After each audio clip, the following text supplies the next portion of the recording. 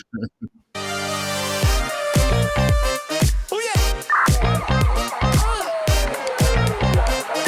back to That Rugby Union Show. Well, what a week it's been. It's beautifully laid back. He's been playing like a man possessed. Rusty also took it one step further this week. And so much to talk about. It's not this Rugby Union Show. Welcome back. Holy moly, I called the Springboks by 3, and I don't think anybody would have seen what we saw at the Cape Town yesterday morning. Unbelievable result by the Springboks. I think a lot of people would have been a little bit worried about what we saw in that first week, but 43-10 was the final score, and the Boks were absolutely phenomenal. And I say that, Sim, they were phenomenal. We still saw a couple of creep in. So weird. We're going to talk about the records that have fallen and the high score and all of that. But in that first 10 minutes, the injuries in the first quarter, the handling errors, it kind of looked like continuation of what we'd seen at Eden Park. So I think what I'm saying is the scary thing about this Bok performance is that Rassie will still go back, look at it and say, we could have been better. Yeah. First things first, 43-10, Sure. Springbok record against All Blacks, which is happening only 2 years after the previous one. And I think Nelspruit was pretty close to being a record as well. That was 3 years ago. So I think, the tide has turned. And then over and above that, I think it's also the All Blacks' worst ever losing margin or score. So either way, massive result. And yes, I know a whole host of us said, the Boks would win, probably more out of hope than anything else based on what we'd seen. But yeah, if anyone reckons they saw 43-10 coming, they should be walked up and down the streets of Joburg and showcased as absolute liars. Like there's no way. Shame. Yeah. Exactly. Shame. Stop lying. Yeah, no one Nobody saw knows that coming. That well. No. Yeah, and I feel for not even the Boks saw that coming. No. And I feel for Scott Robertson as well. Razor's going to take a lot of flack. I think a lot of people who aren't in New Zealand might not understand the nature of New Zealand rugby and what one loss means to absolutely everybody in the country, it feels like. And even if it were a 1-point loss, there would have already been pressure. The fact that it was a record-breaking loss, the third in a row, back to back, against the Springboks in Wellington means that the Boks should always play them in Wellington as well. But Razor's going to be under an immense amount of pressure. And I worry for the New Zealanders that they might go and do something crazy like say, oh, we need another coach. And I don't think that's their problem. The problem isn't the coach. What do you think is the problem though? Because I'm quite interested to work out. I'm asking you the question, but it's weird. A big part of why I thought we could or would win yesterday was because I looked at their bench and I said their bench is not better than ours. So these days it's quite scary that you can look at a New Zealand side and be like, no, they've got weaknesses here, there, everywhere. In the old days, that just never happened. You would, to a man, all 23 would be these giants. So I am curious in terms of what you think the problem with with the All Blacks is. I mean, is this another sort of Man United situation where it doesn't matter which coach they bring, the results will always kind of like be iffy?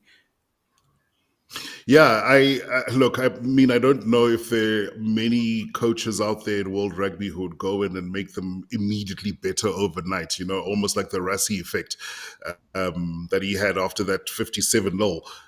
We were at rock bottom. I think that the problem is multiple-fold. I think that player personnel, I think they're starting to look a little bit thin in a number of key positions. And I don't think that's necessarily the All Blacks doing. If you put on a Tyrell Lomax, and you say this is the best scrummager in New Zealand, and then you see the scrums and the way they were absolutely backpedaled. There was one penalty that they won, one scrum penalty where they fronted up.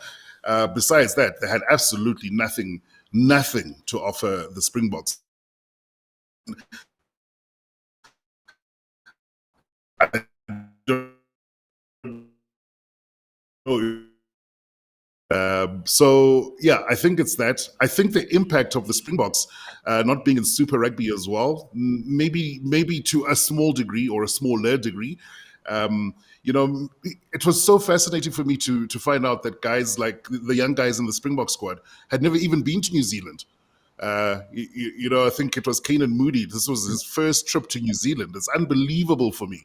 So there's a little bit of an unknown entity Ethan when Hooker. it comes to facing the Boks. Yes, you've heard stories, but you haven't actually played these guys. So I think there's multiple issues, but more than anything, country of 4 million people, they already have maximized the number of players that they've got in the country. They've got a lot of talent. They really, really, really do.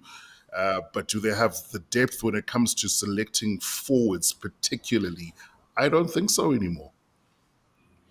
I also think the other thing that costs him is their selection policy of overseas based players, because the thing with New Zealand money wise, they're a lot like us and Australia in that they don't pay top dollar compared to the UK and France and Japan, and so when they let their players go, they don't sort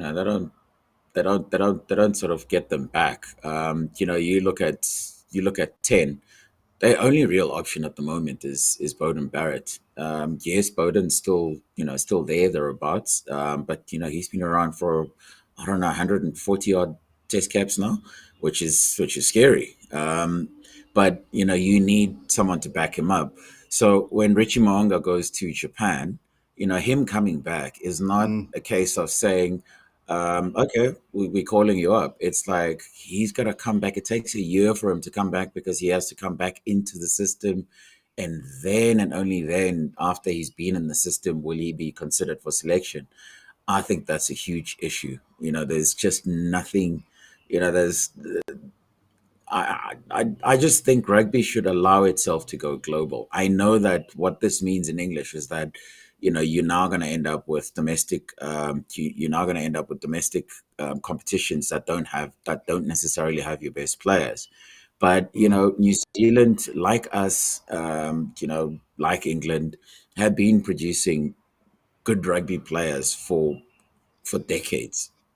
And so you've got to trust that you're going to produce, you're always going to produce. And you've got to also understand that your profile of players is going to be, younger and younger. But what that also means is that your players are getting experience from a much younger age. I'll give you a great example: Ethan Hooker.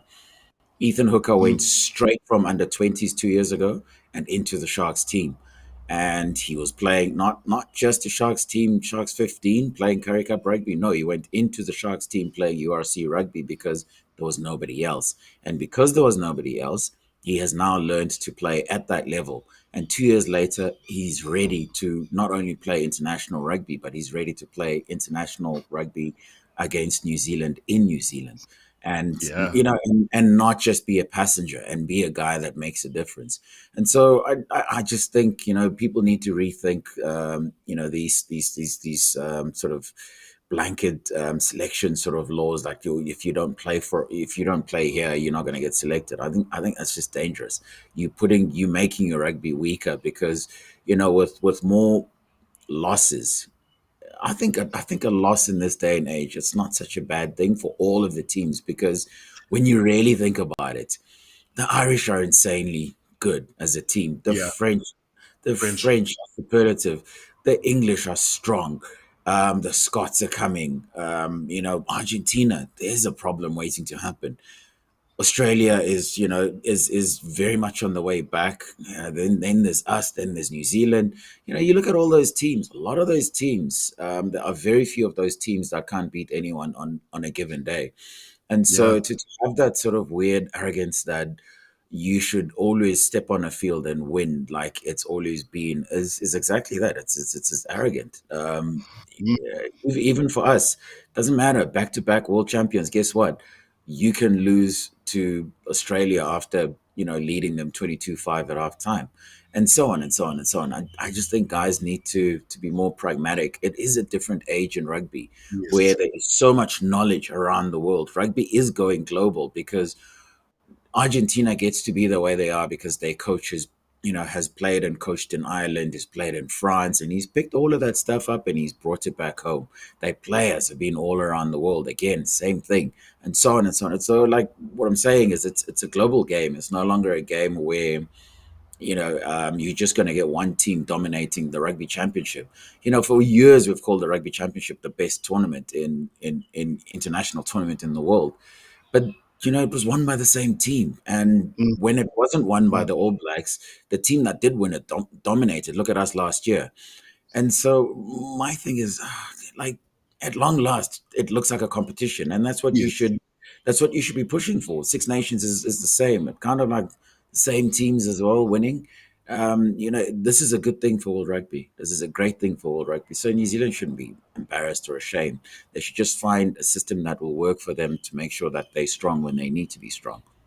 Yeah, and in the new reality that you point out, I also think that one of the things that might have a little bit of an impact, maybe not to the degree that you see New Zealand taking a pasting to South Africa on any given weekend like we did this weekend, is the Pacific Islanders are also not necessarily automatically going to lose their best players to New Zealand anymore. We live in a world, like you say, where anyone can beat anyone almost, at least if you look at the top eight on any given day. But we do live in a world where Fiji can beat England, and a Fijian youngster doesn't necessarily want to leave or not be available to play for Fiji. He might play in France, he might play in England, he might play anywhere in the world, Japan, but will still turn out for Fiji. Likewise for Samoa, likewise for who am I forgetting?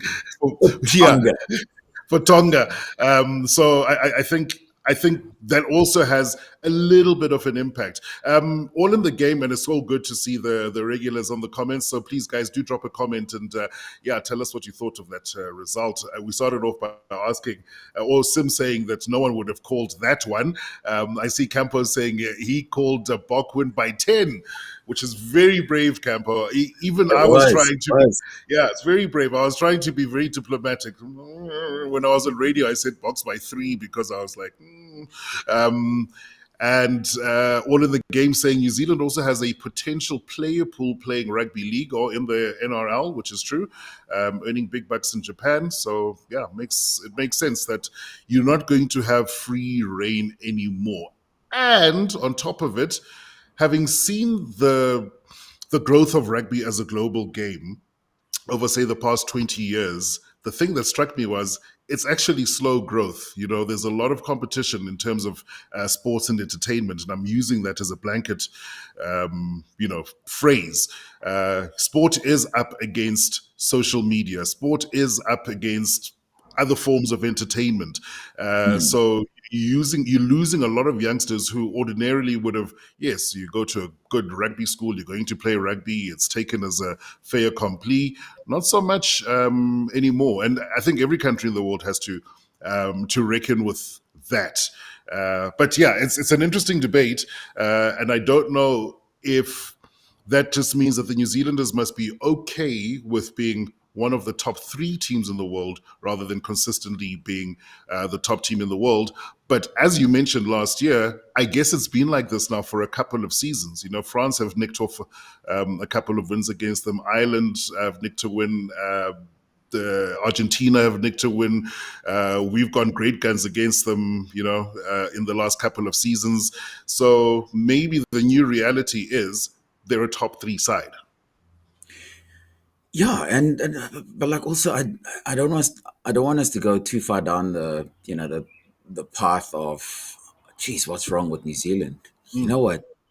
2 Saturdays ago, those guys beat the Boks, a Bok team with 17 World Cup winners.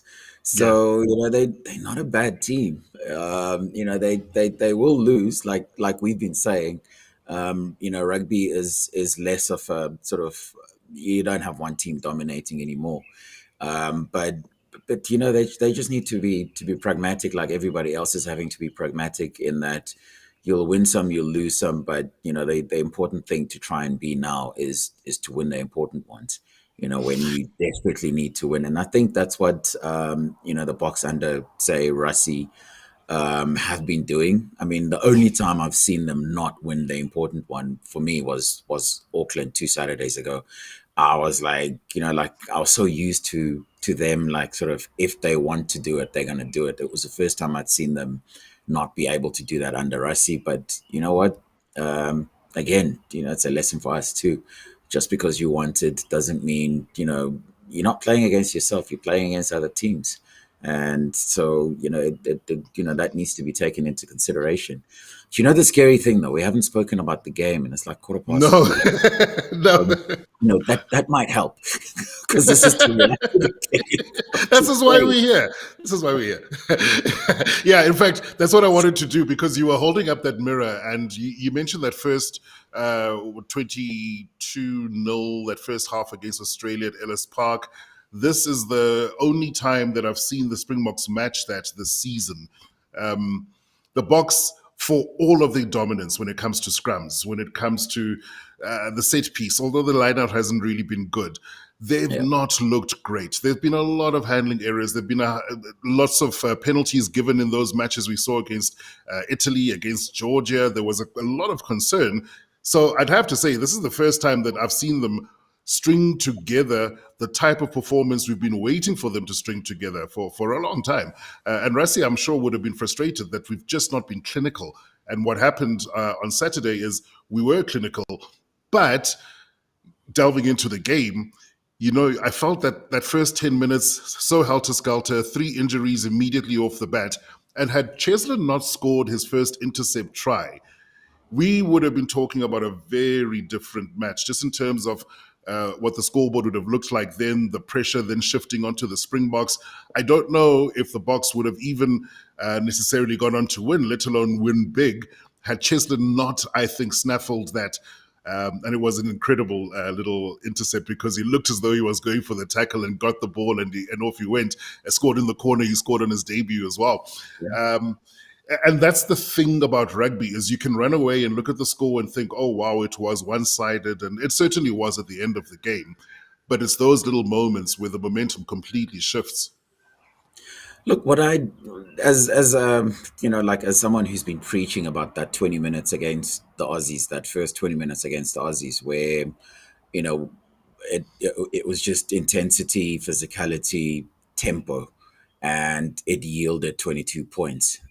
So I was kind of like saying, the day the Boks string that together. I genuinely am one of the people that don't believe an 80-minute game exists, simply because you're not playing against yourself. If you were playing against yourself, then maybe, just maybe, you can go for 80 minutes. But momentum shifts are things that take place in a rugby game. And so I had said that the day they string it together, somebody good is going to catch it.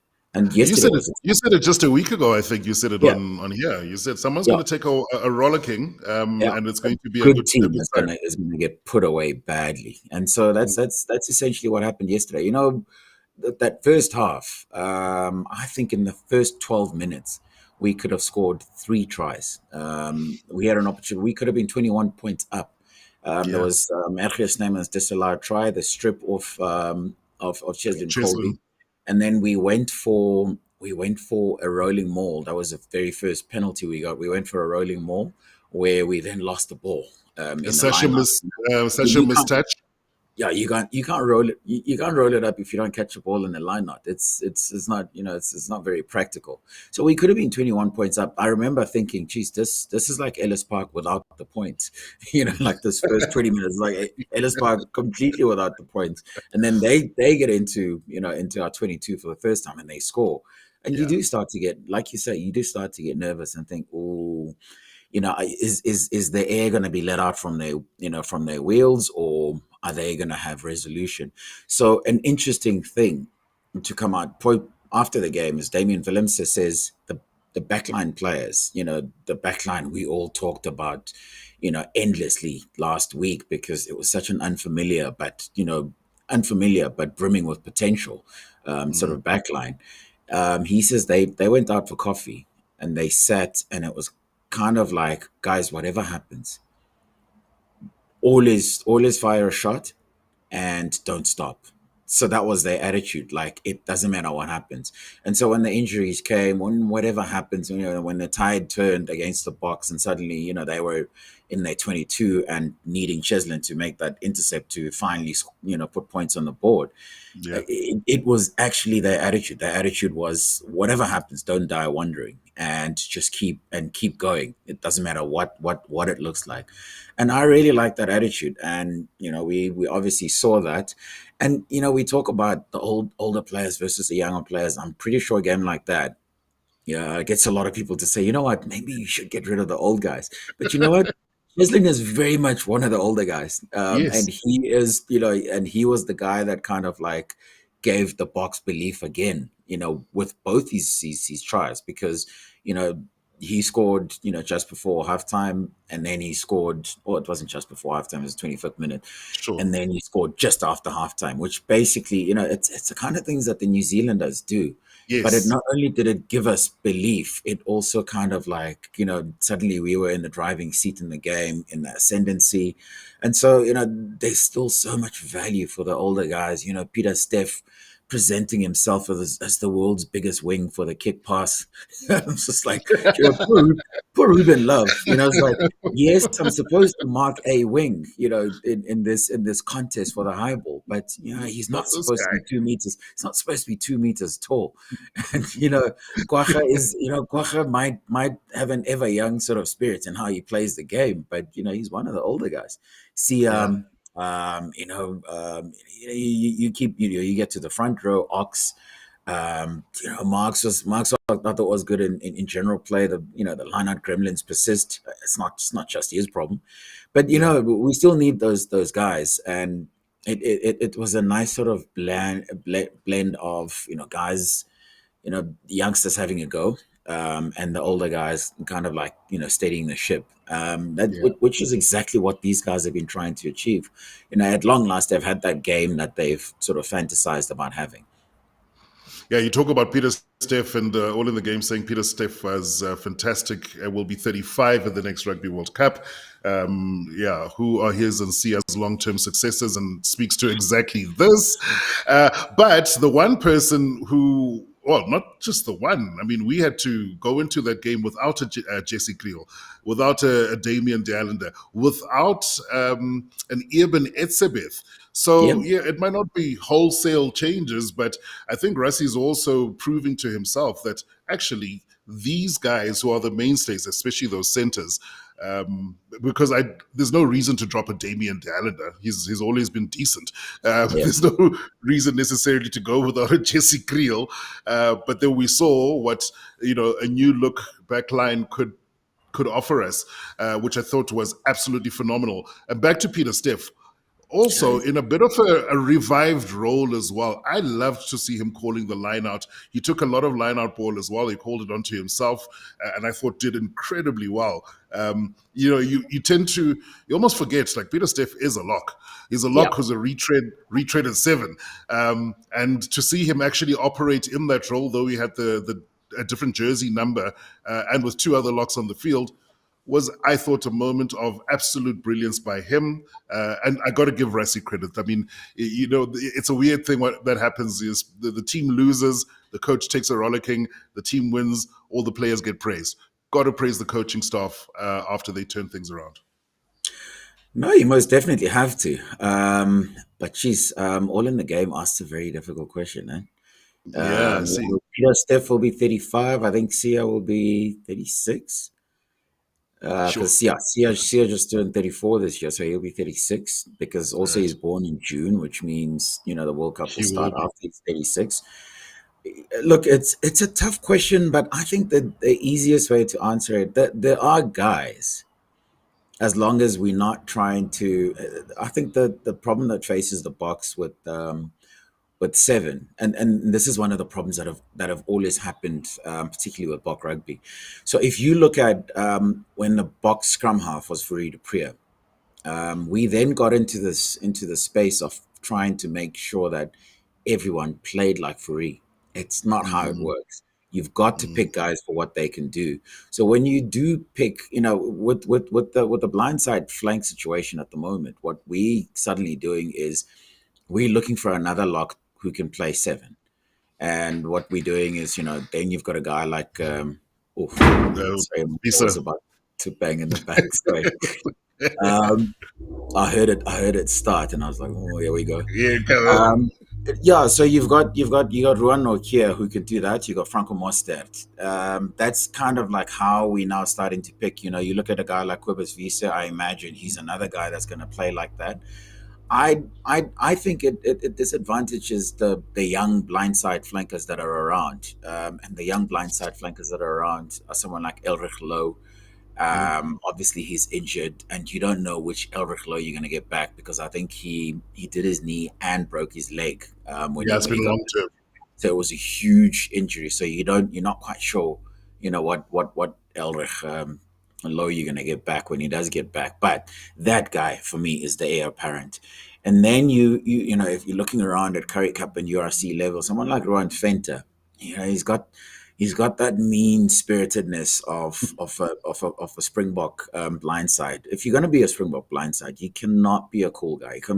They can't talk about you as a nice guy. You got to be a bit of a doers. You gotta run over people, and you just gotta be a meanie. And he's got that, Ruan. But obviously he's got his game to improve. I don't think he has the same sort of mobility or work rate that Peter Steff has. So those are things he has to work on, and maybe some of his finer skills as a rugby player in general. So there are guys in the system that are big and willing. I mean, to even look within the Boks, Jean-Luc started as a blindside. Yeah, he did. He is a blindside, and he does have that, that mean streak once he's on the field. And so there are guys, but we need to make a decision in terms of, we need to sort of draw a line in the sand in terms of, okay, we got to fix this. Sia, for me, the ready-made, this is sort of the like-for-like replacement, because again, Sia's not an out-and-out fetcher to start with. No. He's not a as a fetcher. He's not a cat burglar. He's not a George Smith or a Richie McCaw. So he's not going to come in there and pickpocket you and you wonder what happened. Yeah. But he is a guy, he's basically an armed robber at a breakdown, because what he does is he just bashes a whole house down, counteract, just make it ugly. By the time you get to your position, it's about as nice as shop soiled goods. It's not cool. You're like, yeah, I've got ball, but I don't want this. And that's what Sia does. So I think the nearest thing to ready-made sort of proper replacements for him, you would have to start with Pepsi Buthelezi, a former 8/blindside, who has been sort of dabbling at open side, because he's got, they want at the Boks, they still want the open side to carry a lot, and to be a busy guy who tackles a lot. So they, I think there's one guy.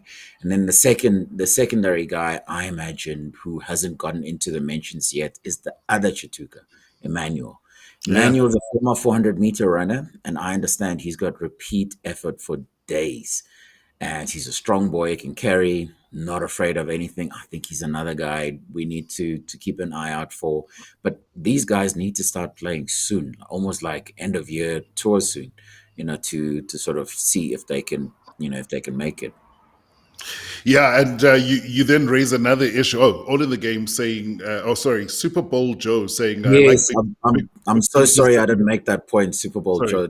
That's obvious. That's an obvious one I skipped. Sorry, he's obviously another wrecking ball, waiting to happen. Yeah, sorry, that's the one guy I would have forgotten that. I probably should have. And already he's already part of the wider squad, so maybe he will make an end of year tour. Maybe he does get a little bit more of an extended run. Rassie started the season with him as well. All in the game saying he agrees. He has a 6.5. It's not an out and out. He's not wrong. He is a 6.5. Which is fair enough. So yeah, I think there are options, but I agree with you. And one thing we have to be wary or mindful of is that the replacement is not necessarily going to mirror the predecessor. And that brings me to the Flyhalf conversation, because we saw Sasha Feinberg Ngomezulu go off fairly early on. Obviously took a bit of a head knock, and you could see as he was going in for that tackle that he wasn't quite right. So he'd obviously taken the knock before that. And that change at 10, I thought worked out for the best. Mani is one of those guys who's always going to get a lot of flack when things don't go right. But when he does get them firing, boy, he gets them firing. 6 out of 7 off the tee. Jeez, as well. He's just. I was like, who is this guy? Who's this? But in terms of the style of and stylistically, there was a difference when the two came on, because you could see Sasha immediately want to take on the back line, want to step, want to try and put someone away with a little, chicken wing pass or whatever it is. And then on the opposite end, when Mani came on, it was really about what Mani does. It's about those pinpoint passes and finding somebody, getting them into that gap, which worked out well, I thought, in the end for the Springboks. So Rassie will still be juggling the two, and the two do bring two very distinct styles of play. Yeah, they do. I just think, I think I've said this a million times. In terms of Tony Ball, yes, it's wherever he is, he's probably like tearing his hair out, like, stop calling it Tony Ball. It's stuck now. Yeah, look. In terms of Tony Ball, I think the best exponent of our three fly-offs is Mani, because of his distribution. Like, Mani's distribution does not get the credit it deserves, because there was whose try was it? Andre Esterhuizen's try at Ellis Park, where he finds Jesse Creel on the edge. When he finds him on the edge, there is an Aussie there with Jesse Creel, but Jesse can actually make a little swerve around the defender, because the pass is so perfect that it'll find him where, after he's made that serve. He literally passed at two guys and found the one he was looking for. Of course, it didn't work in the second half with Swahili. You got intercepted. But what I'm saying is, as a passer, as a distributor, he's probably the guy who identifies space and exploits it. He is unparalleled in the Boks setup at the moment. But I think, by the same token, we all know that when it comes to 2027, Sasha will have grown to being the guy that not only can give a passable impression of Mani, because he's got similar skills, but he can also be relied on to play an almost totally different game, which Mani sort of in that Ellis Park game again gave the impression that he can only play one way, which is a dangerous thing for a fly-off. So it's for me, it's. But the bigger issue for me is Sasha's so unlucky with injuries. Like, he doesn't go he never plays 5 games in a row. It's a concussion, it's a rib, it's a knee, it's a this, it's a finger, it's a that.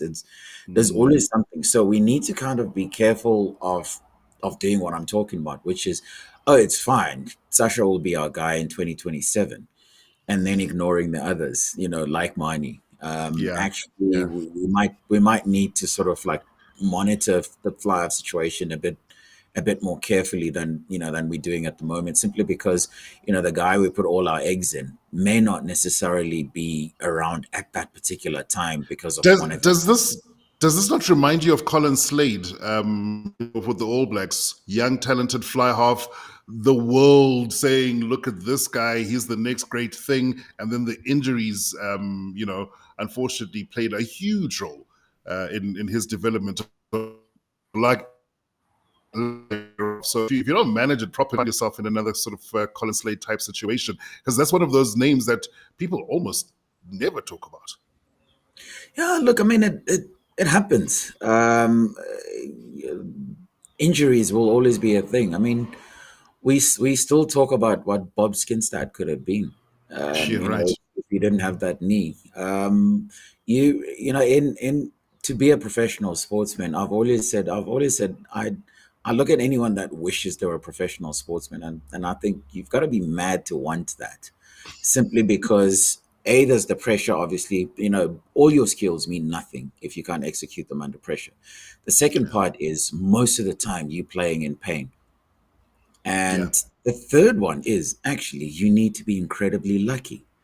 You know, you need to avoid the injuries that will end your, you know, your career. So those three things, can you look at them and be like, yeah, these are all things I really want in life? No. Yeah.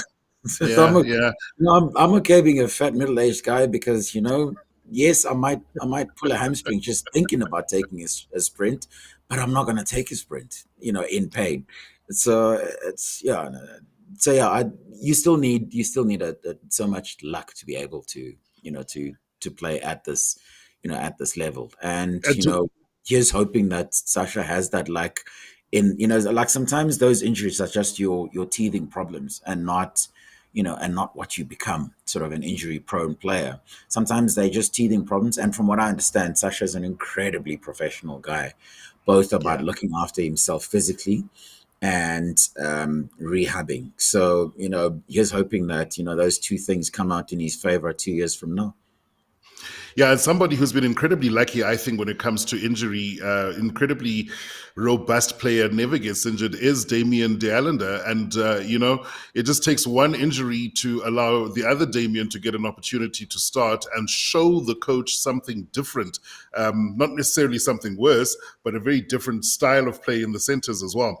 Sim, I can't believe we've been talking for almost 40 minutes. Let's quickly run through the rest of the players, and because it really, really was great. I love all in the We have to talk about Damien yeah, because we have to that talk about performance was Damien. insane. That We have to performance. talk about Ethan Hooker. We have to as well, and I'm singling out players only because they shone slightly brighter than the others. But there were some other key performances in there as well, which I think are incredibly important. But Damien, 12.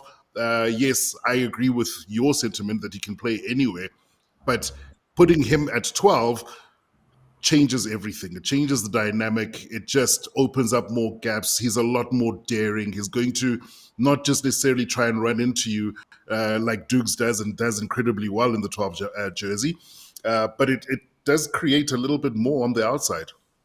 He was Yeah, great. that performance sort of made a case for going back to your 12 being your second playmaker instead of just a guy who trucks it up, because I think you know, we had an interview with Tony Brown probably about 6 weeks ago, and Tony was kind of saying, like, this was a New Zealander who came from the system that produced Aaron Major as, you know, as a 12. And Yeah. obviously, you know, they were playing against guys like Matt Giteau as a 12, you know, who looked and who looked like a Flyhalf. But he was saying, no, we kind of like we all resigned to that. The other playmaker in your back line is the fullback, which is, you know, obviously the Villy role as we now like to see it. But it that performance made a case for it because you know, like, Damien asks so many unorthodox questions because, you know, he'll get over the advantage line, not necessarily on physicality, but he'll get over the advantage line on feet. You know, he's good use of the feet. And then, you know, he's got insane tackle fight, and he's such an explosive and dynamic player in general that even if he has gotten in there, there's a chicken wing that might fly. There's just so many with him. There's so many different sort of questions that he's going to ask you, which basically fixes the back line, like you saying. It fixed once the back line is fixed because they don't know what you're going to do. That means space for, you know, for the guys outside of you. So I think that's what that performance did. Incidentally, Rusty said yesterday that one of the, you know, he's been off color, Damien, because Yeah. obviously he played so little. It was Um, also long. Apparently Rusty showed him a clip from Nelspruit when we played against the All Blacks in 2022, when he tracked back Caleb Clark and tackled him, and he There kind was of like, Ellis Park. No, there was Ellis Park. was it Ellis We Park? it was the week after. It was the week after, and we lost the Ellis Park game. Yeah. So then he says he apparently said to him, do you remember this guy? It's like talk about planting a seed, like, and so Damien went out not only to remind us of what he has as a two-time World Cup winner, but he went out to remind himself of himself, which I thought was incredible. And when he went to fullback, what I really liked was he pulled the strings with his boot. And I mean, obviously, you have to join the line at the right time, and you have to make an impact when you do, which he did. I think when he passed out to Grant for Grant to then pass back into Andre Esterhuizen, that Yes. was him joining in from fullback. But he pulled the strings with the kicking. Either it was a grubber or or just an attempted touch finder. And I thought he was really, really good. Like, he was good in so many different ways. And I'm pretty sure he wasn't supposed to go 80. But the moment Sasha got injured, he was now suddenly going to go 80. And sorry, mate, that's you're up. Yeah, and he did so well. Campo saying not forget Willemse played more of the game at 15, fair enough. And which brings me, Super Bowl Joe again saying, always surprised at how big Gaza is. He's a legitimate unit. He's also agile and light. Exactly that. He is. He is a lot more physical than he looks. Because he looks like he's just light on his feet and whatever it is, but he can give it a good go. You speak about Grant on the wing. I love seeing that. He is actually so quick and so good out wide. Is that his best position? Ask Will Jordan, he'll tell you. Ask Will Jordan, he'll tell you, because we all know Will Jordan is blitz. This guy had to turn and burn, and he still got there, tackled him short. That was insane. He was phenomenal. I loved that. And, Kobus Reinach had a couple of knock-ons from the base of the scrum, which, there were some hands in one of them as well. I suppose it's going to happen over the course of a test match. Very quickly, Ethan Hooker. I was crying because we didn't get to see him in the 13 jersey, but gee whiz, if you told me that Ethan Hooker is going to play the next test match on either wing, I wouldn't mind.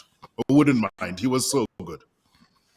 So when he was picked for the first All Black game off the bench, I kind of I put myself out there. I wrote that this guy is a test match animal. He's one of those guys. He doesn't look, he's all substance and no flash, and he does the right thing at the right time. Players like that are so underrated, because we kind of we like the guy with obvious sort of flair, but the guy you really should like is especially in a test match, is a guy who's going to make the right basic decision every single time. And Ethan Hooker is one of those guys, and he's played like that since he set foot in the Sharks team.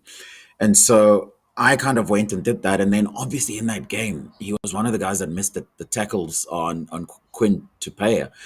And I'm sitting there, I'm thinking, oh, geez, my big call. And I did it again when he started. I winked and I was like, no, this guy. So I was very happy with that performance, because, his performance was almost like in three stages, which was when the All Blacks were actually in the first half, when the All Blacks kind of, got momentum on their side. A lot of defending had to be done, and he did it particularly well. And then we kind of the middle part of the game, we started sort of taking hold of the kicking game, and he was at the forefront of taking. This is immediately after Fassi went. He started taking control of that, sort of making sure that he was available, be it in defense or in attack, to pluck the ball out of the sky. And then as he grew into it, he started counter-attacking. You saw that counter-attack that ended up with, that was a Kwaga's try. Kwaga's try was the kick to Peter Steph. Yeah, it was a kick. I'm trying to think. Whose try was it? Jeez, there were so many. You see, this is what happens when you score 6 tries. The 6 tries. But anyway, he had that run where I remember asking, where are you going? What are you doing? And then he beats, after he's beaten 4 guys, it's oh, okay, that's where he was going. So he's been incredible. And the reason I've written so highly about him is because I've heard such impressive things behind the scenes about him as a rugby player, as a guy, and apparently as a leader as well. So he's a great investment. That's why they decided, if we are going to try and see if he has the minerals. We're actually going to do it in a game that matters. That's what I like about Rassie and his coaches. There's nothing I hate more than giving players an opportunity in a dead rubber. You've got to give the guys you think highly of an opportunity in games where they will be properly tested, because then those guys, if they pass that test, it is almost the equivalent of playing 3 tests at a time, whenever they play a game that matters. And so that's what I really like about it. And guys like Ethan feels like he's going to have a Jean de Villiers type career where he's a center, but Yes. he's actually going to start his career on the wing until a gap opens up in the centers eventually. I think Yeah. he's going to have one of those careers. But you know what? I don't care where he plays. He must always be in the 23 because he's got the minerals. He does. Let's try and be quick with the last few names. You talk about the centers, Kane and Moody, 13, that is best position? Yeah, it is his best position. I mean, he was a 13 at school. We change players all the time. What I liked about his performance yesterday was Kenan is sort of like languid. He runs like JP Peterson used to. It looks like he's not trying, but actually he's deceptively quick. Yesterday, what I really loved about him was how animated he was. He was animated. He got angry. Talking, yeah, he was getting angry. He was talking. He was pushing people around, and obviously, I mean, he was making incredible defensive reads in that 13, in that 13 channel, and he was so up for it. I really, really, really loved that performance. That's who I want Kenan Moody to be, because I think we forget that he's another generational talent in that backline. It's insane how many of them we have. Like out of that 7, I was sitting there and thinking we probably got about 6 guys who are like generational talents, which is insane to be able to mention, with guys on the bench still, considered themselves generational talents. You think of Miney. I mean, that's just nuts. But Yeah, Andre saying reminds him of Slap Chips. And he has got that sort of that energy, he looks like he's having a little canter. yeah. Meanwhile, he's really, really shifting that sort of energy as well. To fullback, where the question is, does Vili make a return to the squad, or does Rassie just say, look, we've seen Damien go at fullback, quite happy with his, especially playmaker role. We've got a fullback ready, because Apelele Fassi in a moon boot, that wasn't a great sight. Tells me it's going to be quite a few weeks. No, you move on. I genuinely think there are as much as I defend the senior players, I do think that there are guys a line should be drawn on. Someone who's 36 already. The question becomes, what's your investment? What is it that you're trying to achieve? So I personally, I would just move on to Damien, capitalize on the on the fact that he's on form now. And you know what, he played 15 at the World Cup, and I thought he did an incredible job. No, Yeah, so it's not like you're asking him to do a job he hasn't done. What you just pray for is that he doesn't get injured, or if he does get injured as well, then you go the Sasha route. There you've got a guy who can kick well out of hand. He can attack the line because he's got the feet and agility and speed. And you just make a plan based on the guys you do have. I mean, you could still, for argument's sake, you could still take Cheslin Colby back to fullback. to fullback, and it'd be good. I don't think many teams would like that. Nobody likes the idea of playing against Cheslin unless you're a nutter. It was weird. I saw how it was weird. I saw how Leroy Carter sort of like got a sense of what it's like to play against Cheslin when Cheslin sort of stepped him and sort of allowed him to go into the harbour in Wellington, Yeah. and he was like, you could see the disbelief. It's like, wait, how did that just happen? I had him. He was here. That's the problem with playing against that guy. Well, before we move on to the forwards, and I keep talking because there is so much to this test match, and we're still on the backs. Let me talk about Leroy Carter, because he was the debutant on the All Black side. I thought he had a really decent test, considering, I mean, it was obviously going to be testing for a young guy like that, especially when your team is backpedaling and losing so badly. But the try that he scored was not just Carter and the way he finished it, was the way the All Blacks built up to it. I mean, they were side to side. They looked like the All Blacks. They looked so dangerous. They pulled everybody to the right-hand side of the field. All of a sudden, Boks are out of defenders. You could see the passes were crisp, a couple of really slick hands as well. That was a phenomenal try. And that was the try that made me think, Yeah, it's going to be one of be those a days. long day. Yeah. Yeah. But well done to Carter. No, look, I mean, obviously, if you watch enough of the Sevens, you know what Carter's about. He's a proper player. So we no longer, thankfully, we no longer live in a world which doubts the ability of the Sevens boys when they come to play 15s. I think we started that trend, and now everybody else is going, you know what, back these guys, because they have to be multi-skilled in that format of the game. And the rewards have been immense for anyone who's tried. Even in the Curry Cup, there were so many Sevens boys playing, and they did such great. I mean, Donovan Dunn, one of the Yeah. Blitzboks, he's a Yeah. top try scorer in the Curry Cup with 9.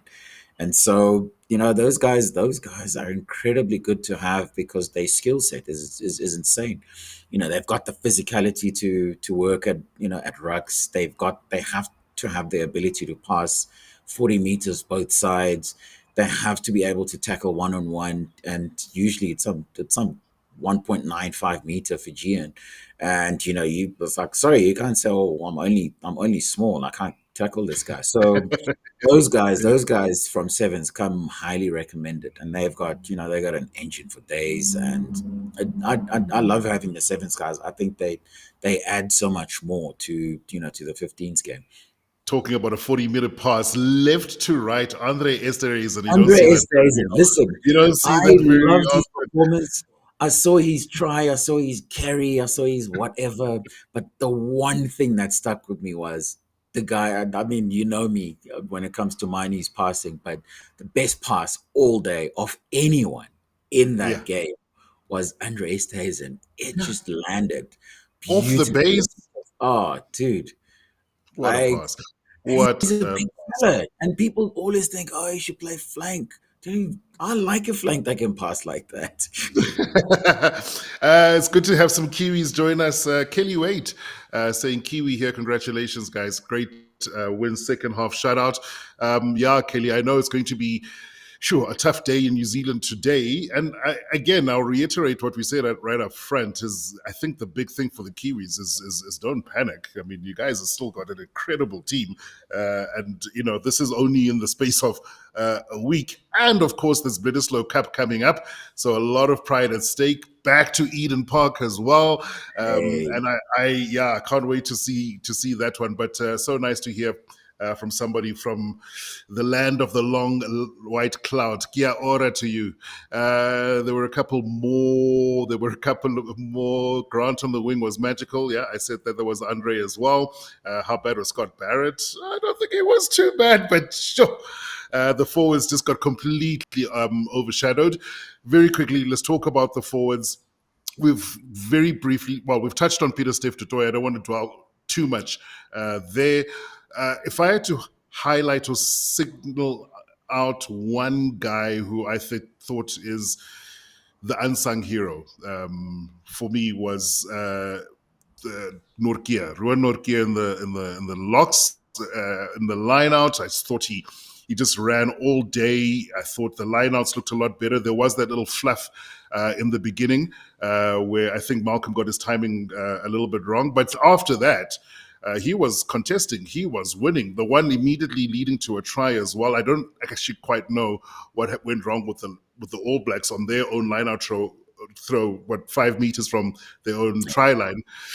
But it was a disastrous lineout. But Norkia bossed it, dominated, saw it coming, read it very, very well in the box, finished it off incredibly well. I mean, you could talk about obviously the props, you could talk about the scrum, but for me, the one guy who probably won't get seen as much after a performance like that, Norkia. yeah, he's an incredible guy, isn't he? Because he's clearly growing with each outing. in the green jersey. And this is a guy, Russie himself admitted last year that he was probably sixth or seventh on their list of potentials, until injuries kind of like forced him, to have to suddenly play and start against the All Blacks at Ellis Park last year. But ever since then, apparently, talking to Jake White when he was still at the Bulls, like apparently that changed him completely. Once he got that taste of what it's like to be a Springbok, he just became this guy who just like was relentless in terms of working on his game. His career, so like it quite weirdly mirrors that of Franco Mostert, another guy they thought was too light, not physical enough. But he got around the physicality thing. Well, not that I think he's not physical enough. I think he is, but he got around that talk with an insane work rate. And he's another one who plays 5 and he plays 7. And it's weird how like they genuinely have a ready-made replacement for Ruan Nokia. Oh, sorry, for Franco Mostert in Ruan Nokia, like as we stand. So I think it's incredible how he's grown with each passing, sort of appearance in the green jersey. But X, can I ask, are you keen to overlook Jasper Wiese and No, this talk? what a performance. And it made me think this is one of the differences between last week and this week is the balance of the loose trio.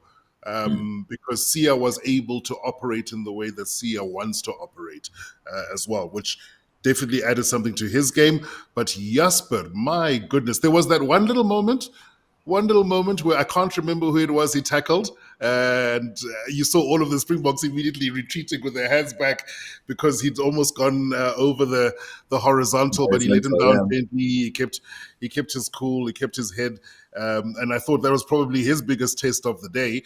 But what a performance! Last week we were talking about Augustus, Genre Augustus Troki.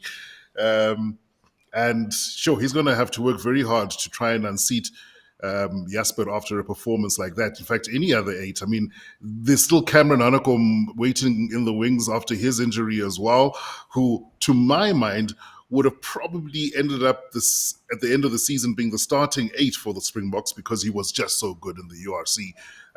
But that would be a great performance for Rassie to think, sure, from absolutely no 8s, by the end of the season, we'll have 2 really good ones.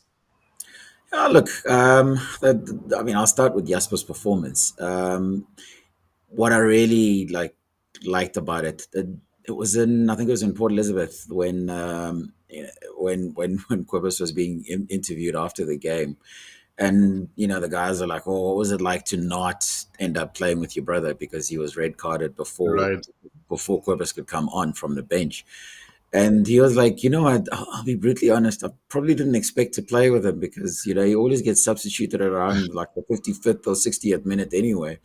And so imagine now, like looking at Jasper and thinking he's got, he's coming off 8 weeks of not playing or however long it was. And thinking, okay, well, he can't go the full 80 because he doesn't go the full 80 when he's fit, when he's match fit. Now, how's it going to go for him to have gone the full 80? And is testament to the Boks sort of conditioning guys is the way they work, because they always go on about how the intensity in training is almost like sometimes even better than what they get in a match. And so that was clearly showing. And that's the first part. And then obviously, for him, he played like a man who owed the team big time for not being there for those first 3 games of the of the Rugby Championship. But look, in terms of the guys that are coming through, we do need more. We need guys to push him. And the really difficult thing about Augustus as a challenge, it will be that he's a lot more like Jasper than any of the other challengers, in that he's a big ball carrier, but he's quicker than Jasper. He probably has better hands than Jasper, which then means, he's got better skills. Jasper, what I love about Jasper is he's a one-trick pony, but one hell of a trick, though. He will carry and he will run over you all day long. It's that simple. So, you talk about Cam Anakom, I suspect, again, to talk about a forward that probably would suit a number 8 that would probably suit this game that we're trying to play, this Tony Ball. I think he's probably the best guy to do it because he's got the athleticism, the skills, physicality, the speed, ability at line out time. So he's the most balanced of all the guys we have. But again, we need him to stop getting injured. We need him to string a few test matches together. And, then after that, you can stop and have a look and be like, okay, I need to play this guy because I need him to play this role. But yeah, it'll be interesting to see what happens.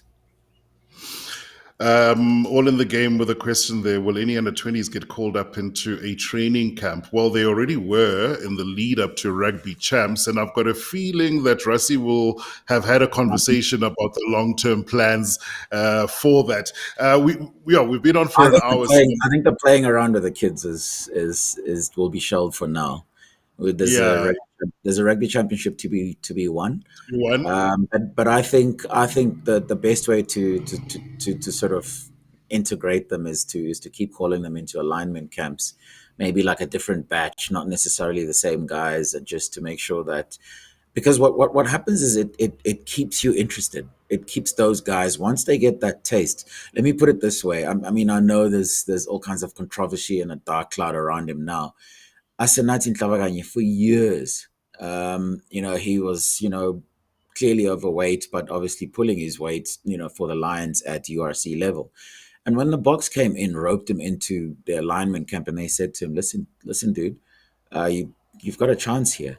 The moment that happened, a switch went on, and he was suddenly working like a madman. I know it's probably a bad example to make in the current climate, but that's what these alignment camp call-ups do for these guys. It just puts them into overdrive in terms of working on their careers, and also on their games in particular, because they give you like a full list of work-ons, things that you need to improve on a week-by-week basis. And by the time you get into the Boks side, actually you kind of like there or thereabouts already. So yeah, I'm a big fan of sort of keeping that line of communication open. Two final thoughts before we wrap things up. The first was we spoke about Ruan Norkia, and he's got the best. He's got the best nickname I've heard in a couple of years. I don't know if you've come across it, Sim. It's Sopas. Sopas. Yeah. So what do you mean? Like, Sopas. Once my Afrikaans lets me down. Yeah, but that's not. Is this someone who's not listened even to Afrikaans press conferences for 25 years? It's not going to change now, guy. But yeah, no. It's so Sopas is short for Soap Leopold, which for the Kiwis on board, or anyone who's not from South Africa, is a soup spoon. And you'll see the shape of a soup spoon is obviously very round, and that's because he was a skinny beanfold type fella, and his head was so big that his teammates called him Soap Leopold, and that became Sopas. So. Speaking of which, the one for Marco van Staden, we all call him Eskom. Actually, within the Bulls, he's called Matras because he's always on the ground. We're going to go through these nicknames. I mean, we started last week with Kaya and the Xhosa commentary nicknames as well. I think we need to have a more complete list. And then my last question to you about this game. We haven't even touched on Argentina and Australia, which is a sin because they've set up an incredible end to the Rugby Championship. The Aussies are going to be spitting fire. They want to win the Bledisloe Cup and prove that they're back. Argentina, likewise, maybe will feel a little bit like they made an early decision that they shouldn't have by playing one of their two matches in a neutral territory. I think works in favor of the Springboks. But we didn't even have a chance to get into that. But my last question to you was, is this potentially the end of talk of the bomb squad? Is it going to become a non-factor? I, for one, am really glad that Rassie went with 3 backs on that bench. He needed them, and he needed 2 of them in the first 10 minutes. So, that just brought to bear, again, the high risk that you take as a coach by not having enough of a spread on the bench. How do you see the bomb squad looking, or is it going to re-emerge here and there, maybe? I actually wrote that question as well in my story about the game yesterday. It's just kind of like, do we still need a bomb squad? And I was making exactly the same point as you, that thank goodness they decided not to go with one, because if they'd gone 6-2, that they would have been in strife. Yeah. Or even imagine if they gone 7-1. Ooh. Because that would have been the reaction to losing in Auckland, wouldn't it?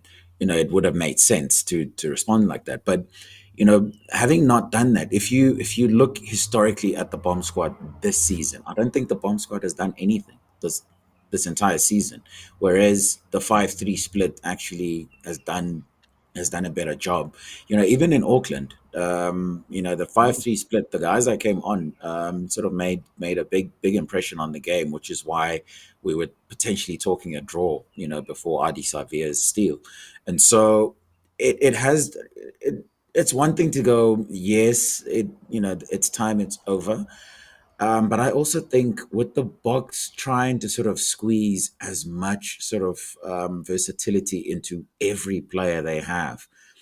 You look at the forwards. You got Jan Hendrik Wessels. He can play, hooker and prop. You look at Ethan Hooker. He can play both wings and both centers, and so on. And Damian Willemse, Sasha, Cheslin.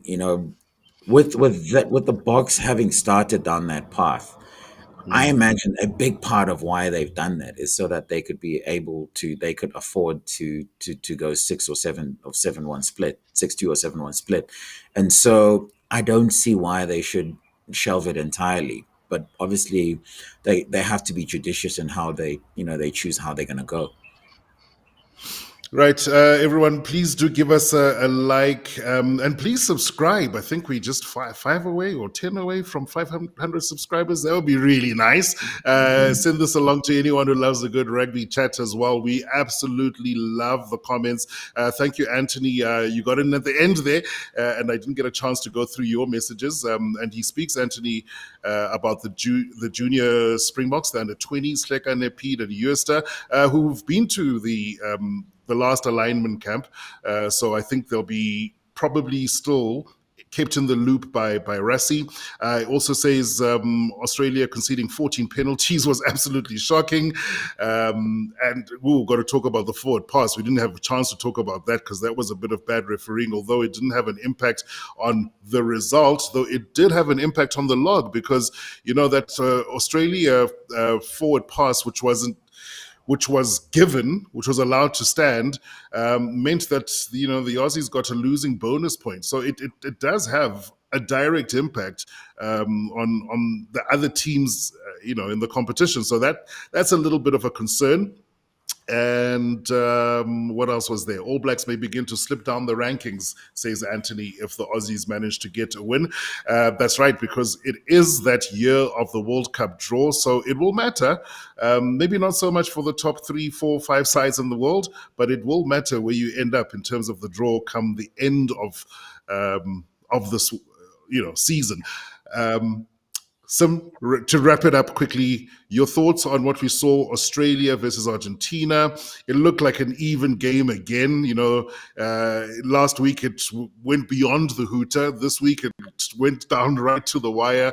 Could have been won by absolutely anyone, which makes it, like you said, right up front, the best rugby championship we've seen ever, potentially, just because it's so competitive.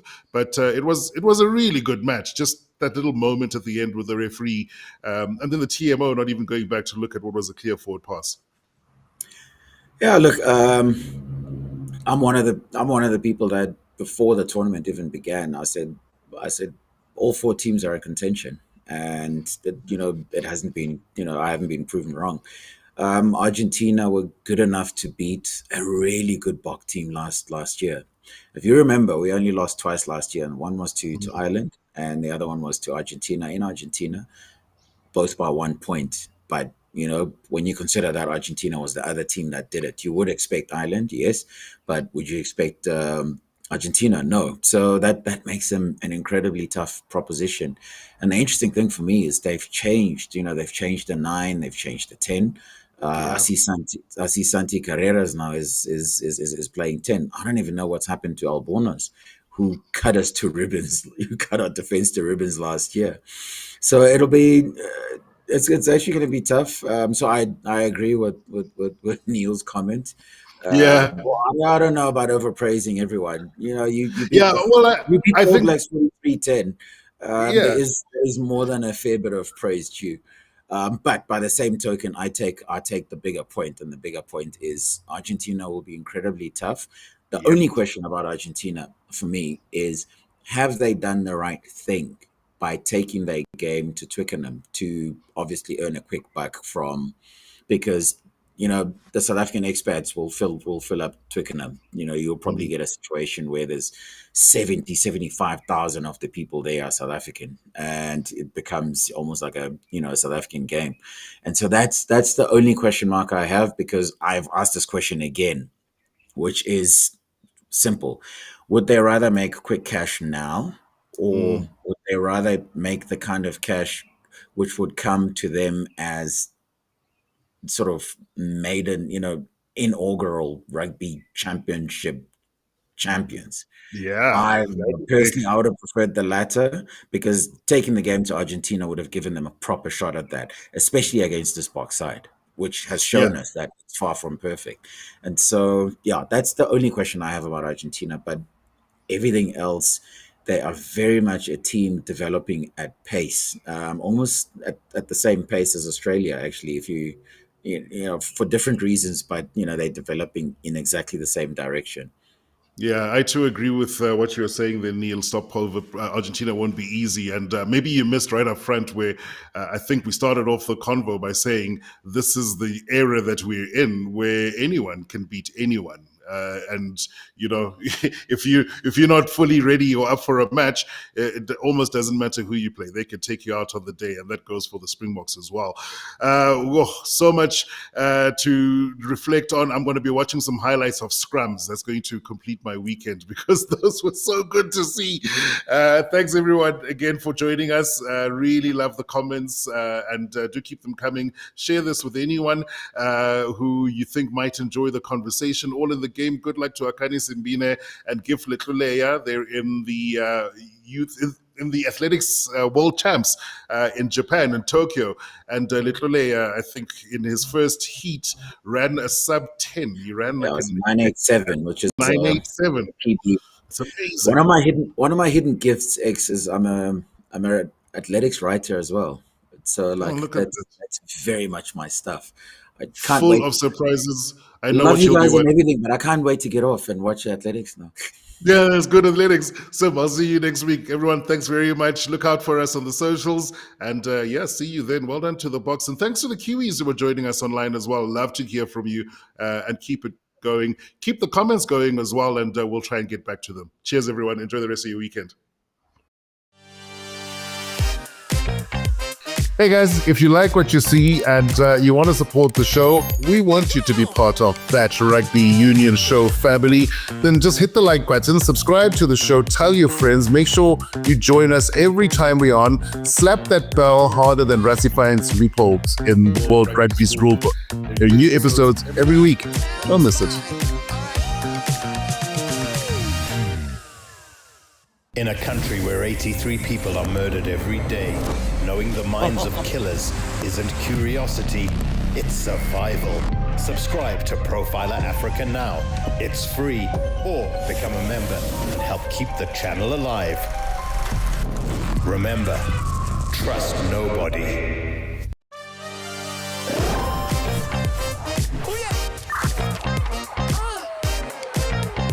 Welcome back to That Rugby Union Show. Well, what a week it's been. He's playing like a man possessed. And so much to talk about. It's not this Rugby Union Show. It's That Rugby Union Show.